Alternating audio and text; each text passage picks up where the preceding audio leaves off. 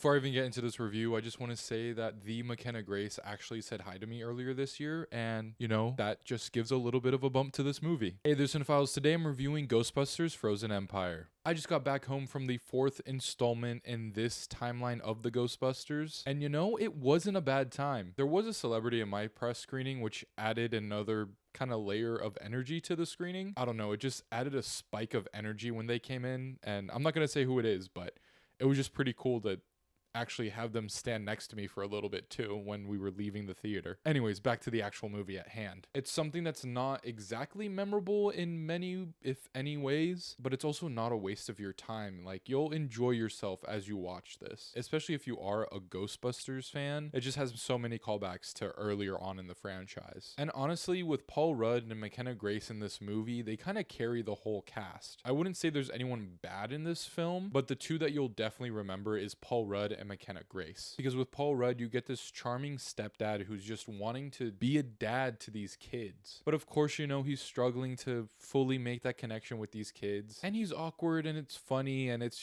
kind of this shtick, but it works pretty well in this. And as for McKenna Grace's character, she's basically this prodigy Ghostbuster, and certain events arise to oppose her to fully being utilized in a way that she feels like she should be on this Ghostbusters team. And genuinely coming home from this screening, those are the two performances that I actually really remember for good reasons. You do get the old Ghostbusters team in here, and for the most part they are utilized to some degree, more so Dan Aykroyd's character and Winston. And Bill Murray is just kind of there as Bill Murray, which I know he always is in these types of movies, but specifically in this one, I just kind of felt like he walked in on set a day maybe and just got this over with.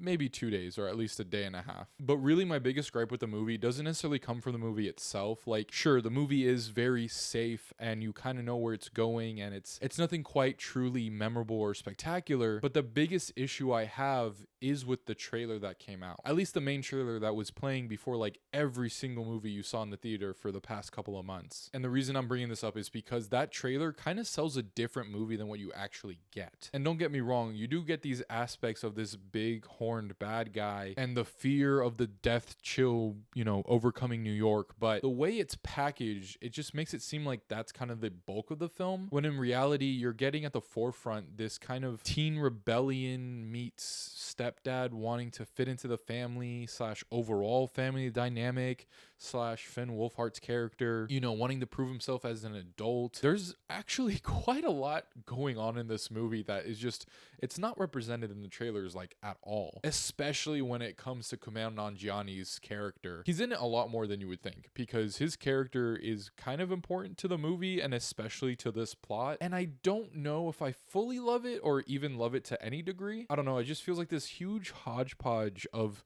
so many Ghostbusters universe ideas coming together into one movie, which most of it is just kind of in there to be there. And like some of it does work, but if this was like a season of television, it would work so much better. Granted, would they have the budget to actually pull off any of these visual effects? Probably not. But the characters would be fleshed out as well as their connections to each other and actually seeing through these arcs for all of these characters. And in general, there really is just so many characters and storylines, and some of the storylines I still haven't even touched on here. Because really, thinking back on it, there's probably way too much going on for this movie. And you do see them trying to fit in everything in less than 2 hours, but this is like barely under 2 hours. And with all of these storylines and characters, this does try to lean to be more dramedy, but in reality you can tell it wants to be a comedy more because the stakes are just not quite there. And they do try to sell you on the stakes, but I just felt like they were never truly there. But hey, in the end, it's a fun little movie, and I hesitate to say little because